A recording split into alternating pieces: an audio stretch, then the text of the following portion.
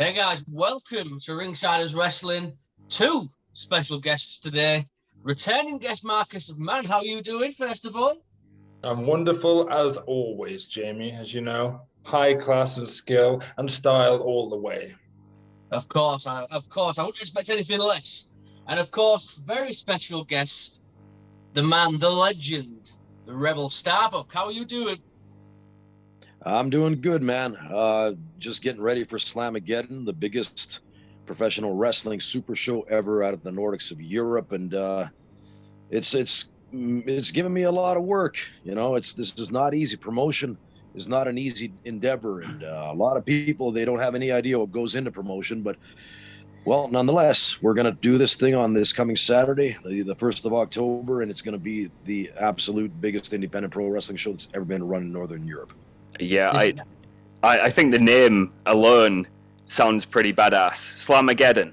I mean, yeah, it sounds like a big deal just from the name. So, well, that's the thing. It's I really think that pro wrestling, in a way, as a genre, is it lends itself to anarchy.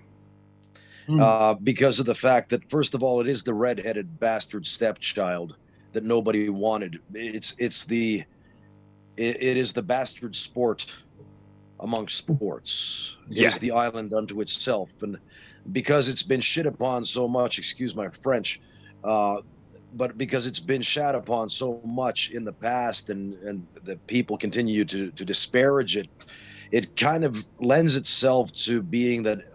Well, what's the best direction to ride a horse? Well, in the direction it's already going. Mm-hmm. So therefore, that's where you just go balls to the wall with this stuff. It's unapologetic. It's punk. At the same time, it's in your face. It's aggressive, and that's really what pro wrestling should be. Because the thing is, at the end of the day, I mean, it is a clash, and this, it's much like what William Regal said on the Chris Benoit Hard Knocks DVD back 2004. Mm-hmm. He said that it's really important that people understand. It was they were doing commentary over a match. Actually, it wasn't William Regal. Sorry, it was Tom Pritchard. But it was William Regal against Chris Benoit on the DVD from the Brian Pillman tribute show back in the day. Anyway, the point being, they said that you got to understand, these two guys, they're not in the ring playing wrestler. They're not in the ring acting a part, acting a role. They're not in the ring playing around. Mm-hmm. They're in the ring actually wrestling. Yeah. And I show this to all my students. I show this match to all my students because this is the prototype of what we do in this industry. So that's where it really is, that it's unapologetic, and it really is. It is a fight. You're in there fighting for your life, and the SLAMAGEDDON is apropos. The name SLAMAGEDDON, like I said, it sounds like a big deal straight away. What's going to separate this show from any other show that we could go see, any other thing that we could tune into? If you can sell us in one paragraph what makes this show different, what would you say? I would say this, that Slam Wrestling Finland in general, my company, and the way that I approach the business is the way that wrestling used to be.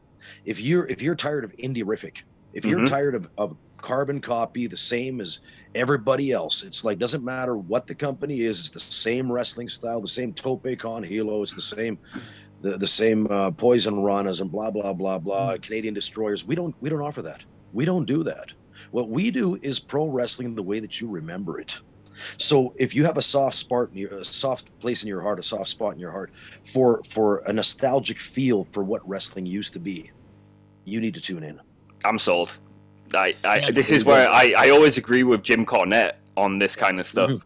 I love the old, Jamie's an old school fan, but I love the wrestling too, where it's more of a story and it seems like a real fight rather than seem like I'm watching two ballet dancers dancing with each other. And I know wrestling can be described as a dance, but I don't want it to be choreographed down to every move, and I know what's coming next for the next 10 moves. I don't want to see cooperation in the ring. I want my disbelief to be suspended as a fan. And if you can do that, fantastic. I want to feel like I'm watching a movie. And nowadays, like you said, the Poison Ranas, the Canadian Destroyers, the Super Kicks, it's impressive, but once you've seen one of them, you've seen all of them. So, and it sounds like also, go on, sorry. but it's also inconsequential. Yeah. It's because none of this shit means nothing anymore. That's the whole thing. The guys have taken away the meaning. It's like back in the day, Jake the Snake Roberts' DDT was a finish. Today, the DDT is a transition. Yes.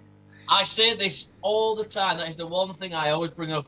Is that the DDT now is just a move. When Jake Roberts hit that DDT, you knew that was it. Lights out, done. Yeah. Great. Totally agree with you. Absolutely. Looking at the size of the show as well, obviously you've got talent coming in from all different countries. Do you think that's a testament as well to the growth of the scene in Scandinavia at the moment? I mean, you're there yourself. You see it. I mean, have you noticed yourself how big it's becoming over there now? Well, the thing is, it's an uphill climb. The whole time it's been an uphill climb. We really, the thing is that people, like I said, they don't understand the part of the promotion part, the work that goes into it. All they see is the finished product. All they see is the video that we put out. All they see is the graphics that we put out. All they see is the show that's put on the day of the event. They don't see the work that goes into it. They don't see the struggle. They don't see the heartbreak. They don't see everything, the nuts and the bolts, the nitty gritty. They don't see it.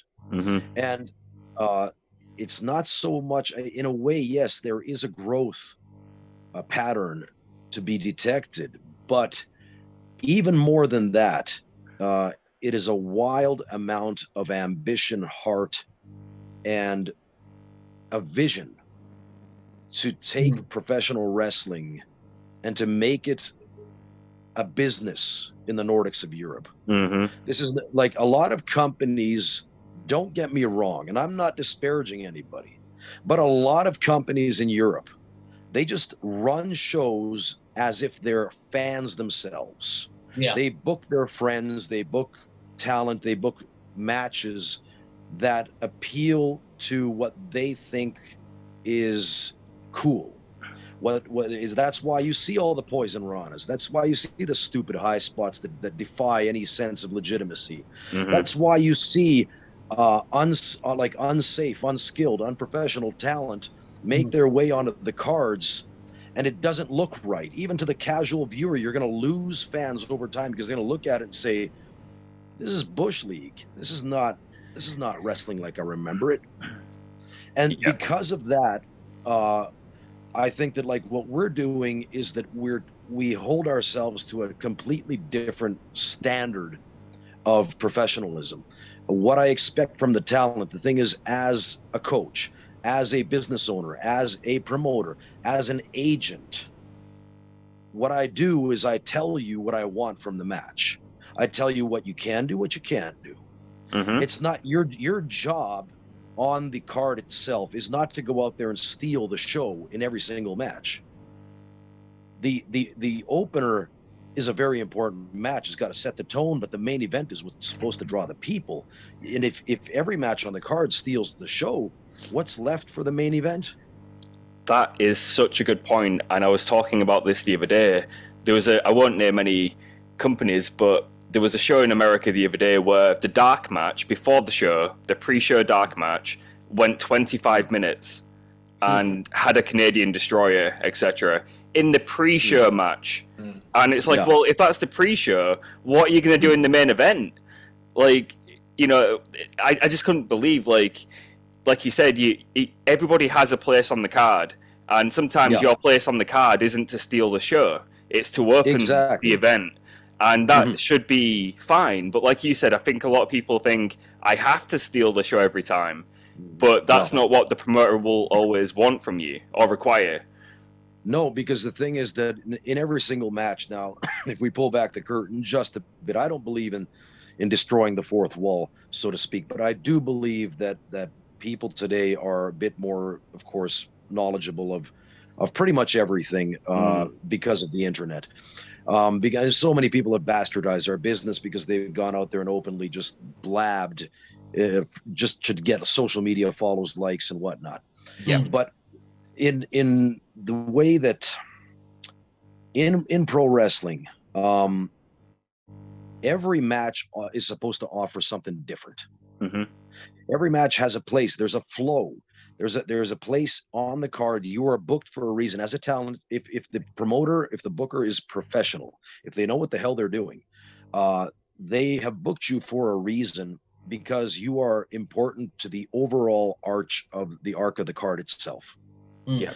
Now, because of this, there are no quote unquote throwaway matches. Every match has a very specific meaning. And because of the fact that every match has a meaning, there's one thing that you got to understand as a talent. The fans won't understand this, but the talent should. And that is that two parties will enter the match, somebody versus somebody else. One of those parties has to come out better than they did going in, because somebody has to get over. I didn't say go over. I said get over. Yeah. Because if you're going to do repeat business, and if you plan on like running that town again and coming back and hopefully drawing the same fans plus a friend the next time, you better get somebody over. Yeah. And because that's of so that, true. sometimes your spot on the card is going to be to get somebody else over. Mm-hmm. And that's not where you got to steal the show. That's maybe sometimes you got to put somebody over hard, because you got to create a star. Maybe sometimes you've got to maybe there is a way to, like, finagle your quote unquote, so you can save your heat, so to speak, as a heel, maybe, or whatever else. But nonetheless, you have to understand that at the end of the day, this is a job. What we do is a job. And because of the fact that it's a job, you have to understand that there are key players that the promoter, the booker, is needing to build their business around. Because there's a saying in our industry that just because you're somebody somewhere doesn't mean that you're somebody somewhere else. Yeah. I like that. Yeah, I like that. And it's true. It is very true. Very true. I mean, obviously, speaking of the card as well, I mean, like I said, there's talents from, is it 12 different countries? I mean, yeah, what was the mindset going into that? I mean, did you reach out to these guys? Did you have these people in mind? Well, to be honest with you, this card has been pushed forward like 5 times due to coronavirus. Yeah. Right. I had to reschedule like 5 times since 2020. So because of this, I originally had MVP booked. I had Tiny Iron booked. I had, before the pandemic, I had a completely different card and lineup than what I ended up with. But I can't be sad, because the lineup that I have is freaking fantastic. It's incredible. The lineup that I have is star-studded. So with this in mind, sometimes you just got to roll with the punches. And because in a way, the market and the forces that, the force majeure, the forces that be, the powers that be, that are outside of your realm of influence, which is society itself, and which are things like pandemics and whatever else, whether they are manipulated or not is beyond your say in anything. So nonetheless, you sometimes have to just listen to the market, think of who is catching fire. Yeah. Think of your own talent pool in your own country. Think of who are you going to build around in the future? Who is your local talent base, your domestic talent base? Who has the skill set? Who has the charisma? Who has the look? Who has the whole kit and caboodle ball of wax to appeal to people to build around for the future? Yeah. And that's where in the past 2 years, because I pushed this forward 5 times, this entire event, it's been rebooked. The domestic crew that I built up over the past 2 years of Slam Pro Wrestling Boot Camp, some of these guys have gotten so good inside of a 2-year period, inside of 1.5 to 2 years, they've gotten so good that I have stars that have come in from other countries like the US. For example, a guy whose name is Jake Oman, been wrestling for 15 years. And he came in and he wrestled on some of our Warzone episodes, which will be released on our streaming platform, which is now opening up, called Slam stream. So it's watch.slamrest.com. It's going to be a subscription service, much like WWE Network and whatnot. So we created our own kind of like, you just say Raw, SmackDown type of show, episodic, NWA Power, whatever have you, called Slam Warzone. Awesome. Now, on the Warzone series, we had Jake Oman come in, and Jake wrestled some of my guys because it's basically 8 episodes per season, and there are 2 matches on each episode, so it's 16 matches per season. It's an 8-week run. Yeah. So we had Jake come in, and he wrestled some of my guys who at that point been wrestling for 1.5 years. And what Jake said was, it's so hard to believe that these guys have been wrestling for 1.5 years because their skill level is at somebody who's 4 to 5 years in. Yeah. Which means that we must be doing something right in this country. As a coach, I must be doing something right. Definitely. Because I taught my guys the old school way. I've taught them ground game, basics, pacing. I've taught them positioning. I've taught them ring psychology. Everything, the whole kit and caboodle. And it's not the high spot style. I don't do the high spot style. I don't do Canadian destroyers. I don't do any of this shit. What I do is professional wrestling. Yeah. And that's where my guys have now caught on in a very short period of time. They've gotten good quickly because I brought in people from outside of Finland to work with them, people who are at a higher level, so that you can raise your game by working against people who are better than you. Yeah. And I think that's it. You're bringing in such a wide range of talent from all over the world to test your own guys and improve your own guys. Because if you improve your own talent, then the whole country benefits, you know. And I think that's so good. Yeah, that's exactly it. Because there are so many countries where you have promotions that will book their best guy against the foreign people, you know, that they bring in. Yeah. But then their local crew, the underneath crew, they just wrestle each other.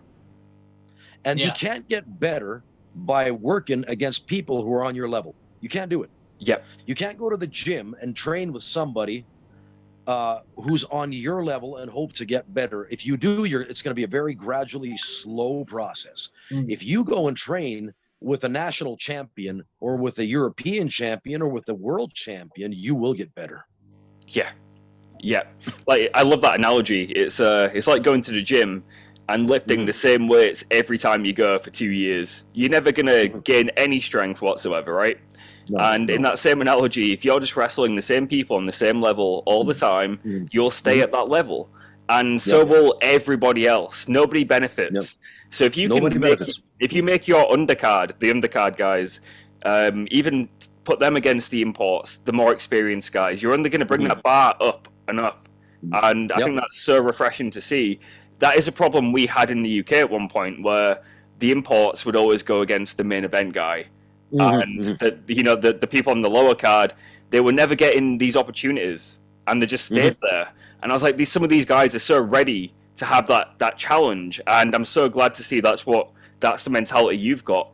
And before, you were saying as well, you're basing your company around, like you'll have your top guys, you'll have that person who has the charisma, the star power. I mean, the guy right here to my left in this corner, would you say Marcus of Man is that guy for you? Well, he's one of the guys here in the Nordics. I don't know if he's the guy, but he's one of the guys in the Nordics, and this is the whole thing that this is a platform. The SLAMAGEDDON event itself, it's like Vince McMahon, who said to Tori Wilson back in the day. Tori was my favorite diva, by the way. I think she's just gorgeous. I agree. She's like the absolute dream girl of dream girls. But Tori, she quoted Vince, and she said that Vince told me that I'll give you the stage, but it's up to you what you do with the spotlight. Now, that's really what SLAMAGEDDON is. So, like, in the wrestling world, we have certain key events on an annual basis, which are, like, they're a major deal. WrestleMania, of course, the biggest of them all. But then you have New Japan's Wrestle Kingdom. You have Dominion for New Japan also. You have Triple Mania in Mexico for AAA. You have all these different, whether it's AEW's All Out or whatever have you, WXW in Germany, they have their own like special big events of the year and things like this, the 24 karat and whatnot. Yeah. But in Finland, once again, this is a comparable event. Of course, it's not the Tokyo Dome, okay? It's not Arena Mexico, but it is comparable in the scope of wrestling events to the ones that I just mentioned. Now, if you make it to WrestleMania, if you get booked at any one of these large, these key events in the wrestling world, you can bet your last dollar that you were booked for a very specific reason. You had to be good enough to make the grade.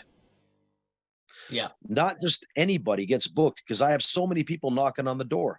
Like any promoter out there, I have people on a weekly basis from all around the world write me, hey, we heard so many good things about your company, this, that, and the other. We'd love to come in.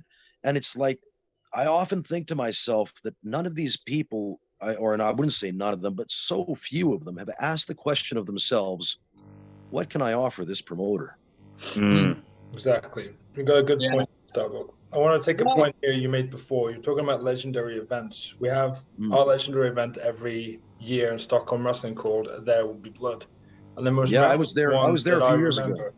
Was the one when you and Ken Malmsteen tore the house down. I think it was a last man standing match. I've never seen someone bleeding so much in person. It was, I mean, that's what you're saying, is when you bring people in for the main event, you bring a star in, they have to deliver. And he delivered. So it was a memorable and talked about years after in that event. Yeah, that's really the thing. Like, there's that saying that it's more important to get over than to go over. Exactly. I didn't go over in that match, but I sure should. That's the only thing that anybody's going to remember. Yeah, that's exactly it. I got over because I know my piece of business. Yeah, going over doesn't sell tickets. Getting over does. Exactly. That's and exactly it. And they'll buy tickets for the next show because they'd be like, "Do you remember that show? We saw that guy. He was bleeding. He was half dead to death." And exactly. Yeah. War and it was mayhem. We're going to get a ticket this year. Of course we are.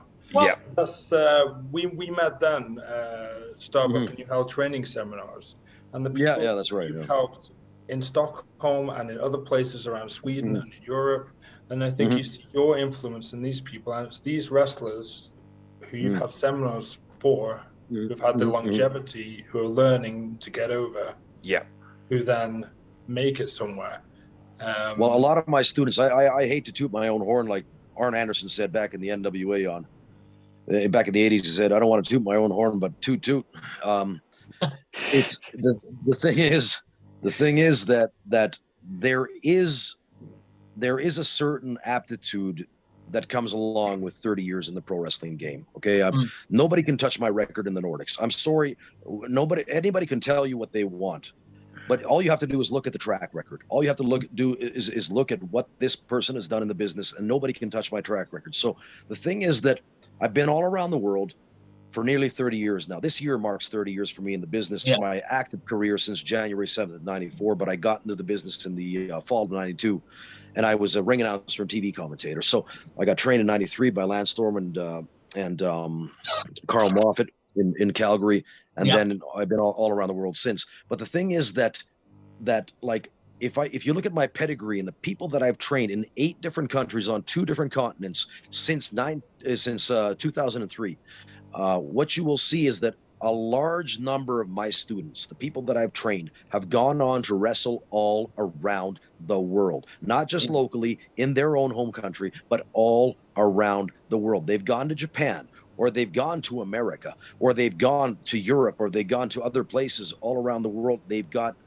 bookings in different territories for different companies, and they can all say that they were trained under me. And that is the mark of a, like, because your students, as a coach, your students will carry your name out into the world, and either they will shame you by carrying your name, or then they will bring you praise. One or the other. And in this way, it's like what Marcus said is the truth, that the guys throughout these 8 different countries that have done training with me, I think what they've been able to take away lessons. They're like life lessons. I've often said, and once again, I don't want to sound like I'm on a high horse, but it's like I'm not conceited. I'm convinced. There's a big difference. And the thing is that I'm not just a wrestling coach. I'm a mentor. Yeah. It's like life coaching. It's like I'm teaching you life lessons. Like as a man, if you come to me for training, if you're a man, woman, it doesn't matter, but especially as a man, if you come to me, I'm going to hold you to a certain standard. I'm going to say, you better be worth your word. If you give me your word, you better live up to your word, because that's all you've got. Yeah. And if you pull out of your word, you got to understand that's your reputation. Once your reputation is gone, how are you going to redeem yourself? Yeah. So if you give me your word, live up to that word. And like, so that's mentorship. That is what a father should do for their son. So in a way, the wrestling students that I've trained throughout these years and in all these countries, they are my children. Yeah. And this is like, that's the pride that I go into this thing with, is because this is the contribution of when you think of what is your life worth, you personally. I don't care who you are, but it's like when we as human beings, we mirror back to one another our value. When you sell something, let's say if you work for a company, let's say you have your own company and you have a service or then a good that you manufacture, you sell, unless somebody feels that they are better off for buying your service or your product, they ain't going to pay the money to buy it.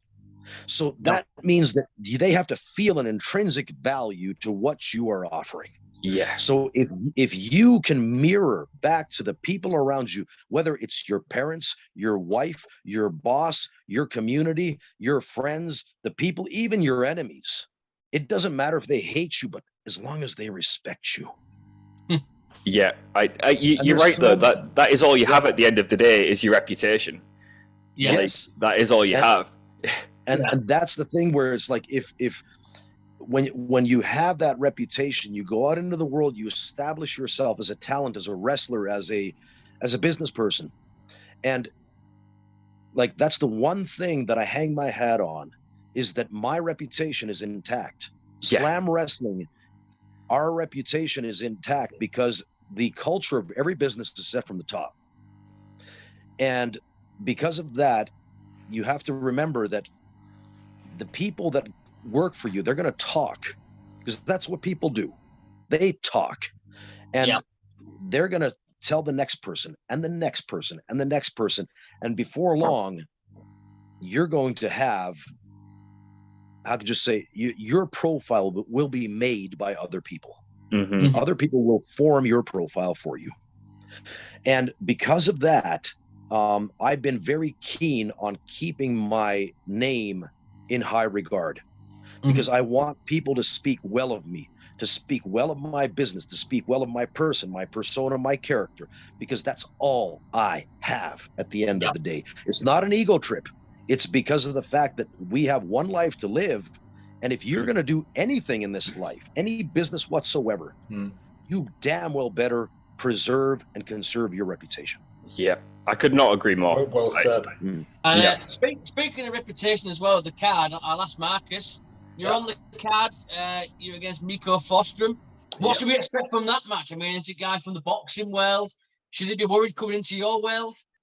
Well, exactly. You said it just there. He's coming into my world, and that's the thing. It's my world. It's a wrestling ring. He's a boxer.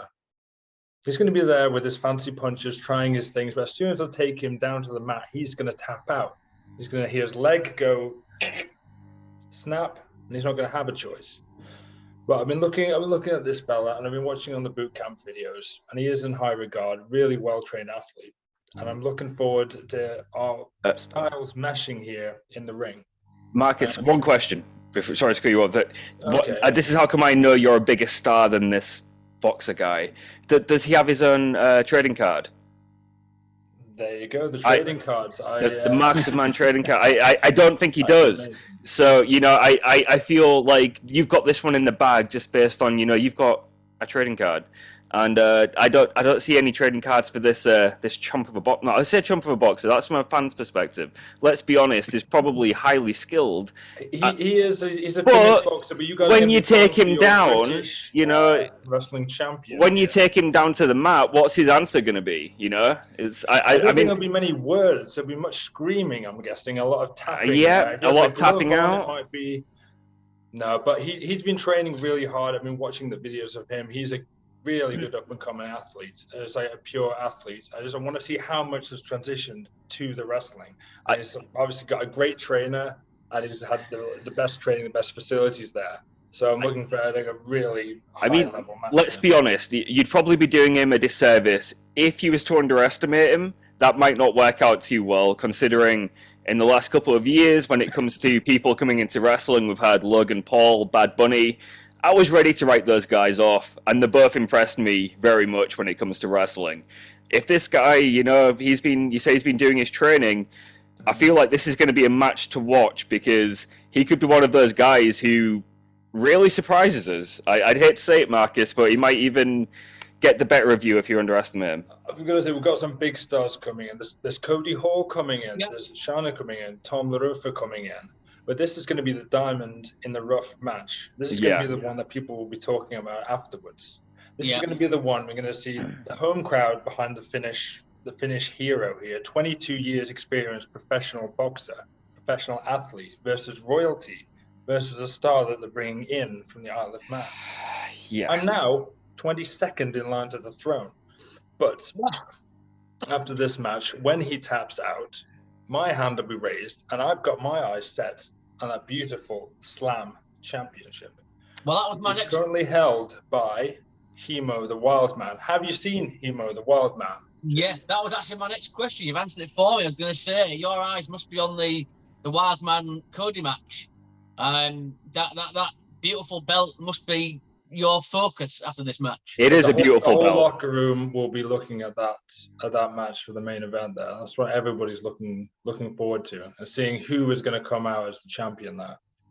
And it's going to be by the way, guys, that belt, that's a triple layer belt. Did you know that? It's like the same as the IWGP title. Yes. That's why I love it so much. I love beautiful belt. So good. It's a beautiful belt. It looks like a prestigious belt. I just want to say, like, when you look at the IWGP Championship, you think, wow, that's prestigious. Even if you know nothing about New Japan, you know that's a belt you want to win. When I saw that belt, I was like, holy shit, that's I think it would look good on Marcus's other shoulder, because he's already got one belt. He'd get another one on the other side. Yeah, you're not in this business to be the champion. You should get out of this business. Yes. Exactly. Very true. And again, you mentioned obviously Cody Hall, some of the other names coming over. I mean, we spoke to Wild Ball last week. Coming over was very excited. You've got Nina Samuels as well. A guy who I'm a big fan of is Carlos Zamora, who's coming over. So there's some incredible names. I mean, is there any, yourself, StarBuck, is there any you're excited to watch in the ring? Well, the guy that I'll be wrestling, there's going to be a tag match that I'm going to be in. I'm going to tag with my top babyface protege, TT Suasalo. And we're going to be up against Carlos Zamora and against Fabio Ferrari. Now, Fabio and I go back a lot of years, back to 2014, actually. And, I beat this guy for the European Championship, my fourth European title reign in 2020 in Tallinn, Estonia. Now, that match is on our Slam Wrestling YouTube channel if you want to see it. And it was a very special match. It was held on Halloween Eve 2020 in the pandemic era in Tallinn, Estonia. And it was really one of the highlight matches that from the past few years that I really had. And I really hold that as a fond memory. But Fabio is a fantastic wrestler. He's one of the best heels in all of Europe. He really is.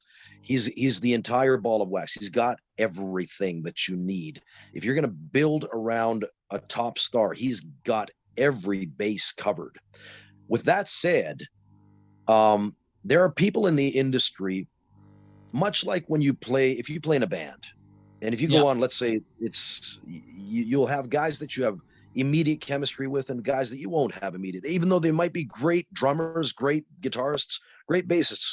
But sometimes, even if you're great at something, doesn't mean that you automatically have chemistry with somebody else who's also really good and they play a different instrument. Yeah. Now, with Fabio, there are guys in my career that I've had instantaneous chemistry with, and I'll name them for you. Fabio is one of them. Akira Nogami in Japan is another one. Steve Carino is another one. Starkadder here in Finland is another one. Yep. I've had instantaneous chemistry with these guys. And before you ever step into the ring with them, you just know, hey, it flows like water. Yeah. It's like Flair and Steamboat. I don't say it's not a direct comparison, but it's like Flair and Steamboat. It's like you're custom made for one another. And I think that it's going to be one for the fans. It's going to be a sleeper of a match. Myself and TT against Zamora and Ferrari. I think it's a sleeper in the sense that there's so many big matches on the card. And I'm not putting myself in the main event. Trust me, I'm going to put myself first. As a business owner, as a booker, as a agent, I'm going to take and put myself first and give everyone else the spotlight after that. I'll set the tone. I'll help set the tone. But then everybody else is going to get their chance to shine. Yeah. But I think that it's also going to be a sleeper of a match because people, once you see something where you guys understand the Flair Steamboat analogy, because every time these two guys wrestled each other, it was magic. Yes. Yeah.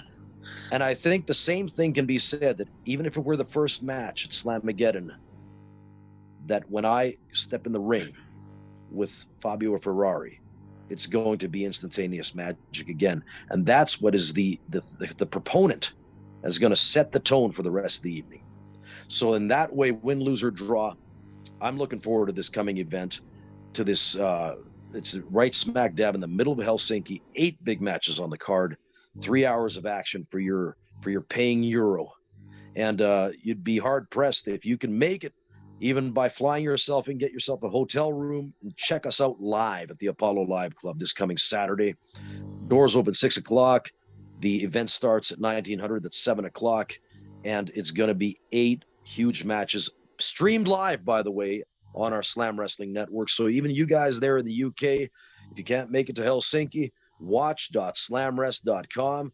Log in for €5.99, for €5.99. You can buy the live stream and watch it on pay-per-view. I think we'll be doing that, Callum, don't you? I'd happily do that, Jamie. I'd happily do that. I was already sold on the show before looking at the card, but then when you talk to the person involved with the show who has the same mentality of how wrestling should be, you know that it's going to be worth your money to watch it, because you know you're not going to have your intelligence insulted when you're watching it. You know you're going to get good value for your money. And to me, I just want to watch a wrestling show and watch some good old-fashioned wrestling. And you know, this sounds exactly like that. So if this is the kind of wrestling you enjoy, I think it's well worth a go. Give it a go. We'll leave the link for the event in the description, of course. Check it out.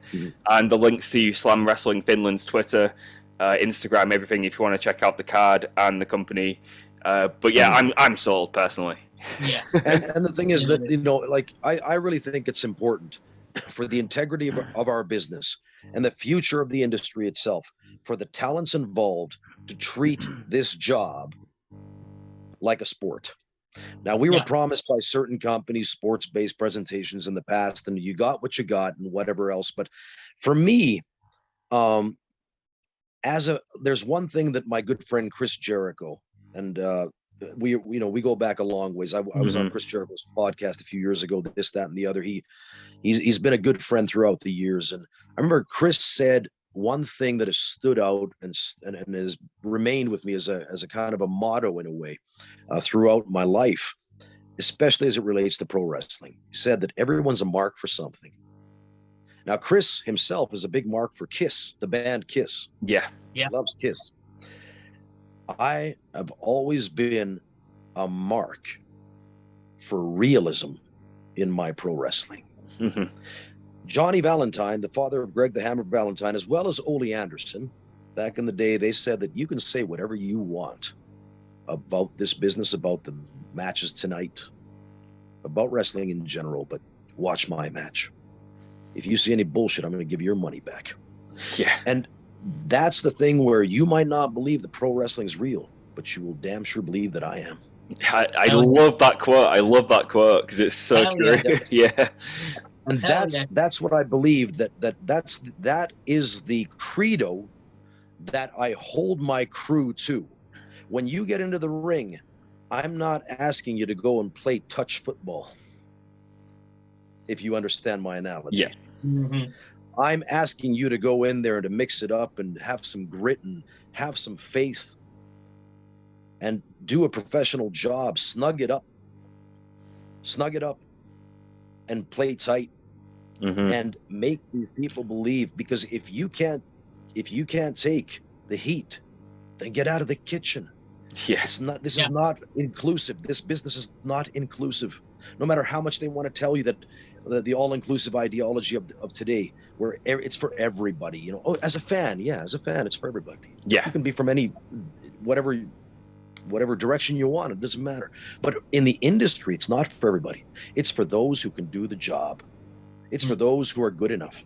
Mm-hmm. And that's where I hold my crew to a very specific credo. I tell them before the show, I tell them before the event goes on, don't do anything that would bastardize the integrity of your product.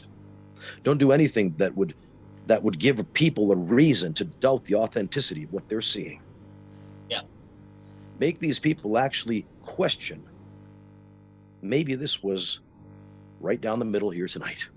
Yeah, even if they're leave thinking, maybe there was a little bit of a shoot or realism to what we just saw. Like, I love it when I watch something and I think, wait a minute, like, is what he said real, or is what he, you know, when they're wrestling in the ring, sometimes I believe that maybe they do have a bit of a grudge against each other. I love that grey area with not knowing, and that's enough for me to think, you know, that if I'm being worked, fantastic. I want to be worked. That's the whole point of me being a fan. Is, you know, I want to leave the show thinking, hey, maybe that was real. And then if you can do that, brilliant. And I think that I, you know, because the thing is that in the end, I don't believe that anybody pays a ticket to see a fake fight. No. Nobody. No. And if what are you selling at the end of the day? It's like, as a promoter, as a business owner, you know, you do have the express right to choose the menu that you're offering. If you're a Chinese restaurant, you're going to offer Chinese food. Don't go to a Chinese restaurant hoping to buy a pizza. Oh yes. Don't go to McDonald's hoping to buy kebab. Yeah. So as a business owner, it's on you to educate your audience as to what your offering is. And our offering, once again, is wrestling like you remember it. Hell yes. So that's the thing. Well, before we wrap it up, StarBuck, why don't you one more time tell everybody where they can find the show, promote SLAMAGEDDON. Well, go to our Facebook page. The Facebook event is SLAMAGEDDON 2022 Super Show. And you'll see the entire lineup there. You'll see all the promos. You'll see all of the build-up. You'll get all the information about the venue, about the times, about the card, about the ticketing, everything else. It's the #1 nightclub live venue in the city, the largest in the city of Helsinki, smack dab downtown, right next to the train station. So in other words, you can't get any more central than that. Also, you can go to slamres.com. That's our official webpage. It's SLAMWRES.com.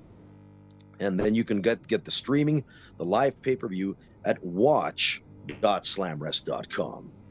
So for $5.99, that's just a 1 penny under €6. You're going to get 3 hours of the greatest action as you remember how wrestling used to be on planet Earth that's available today. Now, if that tickles your fancy and you don't want to see wrestling like every other company is offering, the indie-rific style and the same kind of presentation, if you want something different, you're going to get something different now. And you have my word. You have my word. I've been in the industry for 30 years, and I don't know how to do anything other than pro wrestling. Mm-hmm. That's like how Bret the Hitman Hart used to wrestle. It's how Ted DiBiase, the $1 Million Man, used to wrestle. It's how Ric Flair, Arn Anderson, the Four Horsemen used to wrestle. That's how I was brought up in this industry. That's all I know. Perfect. So if you like that kind of wrestling, welcome to SLAMAGEDDON. Yeah, hell of a pitch. That's it. What a way to end it. Guy, it's been an absolute pleasure. Wait a minute, Jimmy. Marcus, let's not forget, where can we find you? You can find me at Marcus of Man on Instagram. I will be at the Slam event, so you're going to watch it live there, defeating Mika Forsström, making him scream in the ring. I'm also going to be wrestling in Malmö in October, and Stockholm again, November, and making a trip back to the UK to my home of the Isle of Man on the 19th of October. All right, okay. A lot of things coming up for autumn and winter 2022, so keep your eyes peeled. Hell yeah, we will. But there we go. SLAMAGEDDON this Saturday, 1st of October. We can't wait. Everyone should be watching it. StarBuck Marcus of Man, thank you so much indeed for your time. It's been a pleasure. Thank you, Jamie. Absolutely. Thank you so much. If you want to follow any of our social media, it's all at /SlamRest, /SLAMWRES. Follow us, subscribe, comment, share. We appreciate your support. It's all in the description below. Again, thank you guys so much. Pleasure speaking with you. Thank you. Right.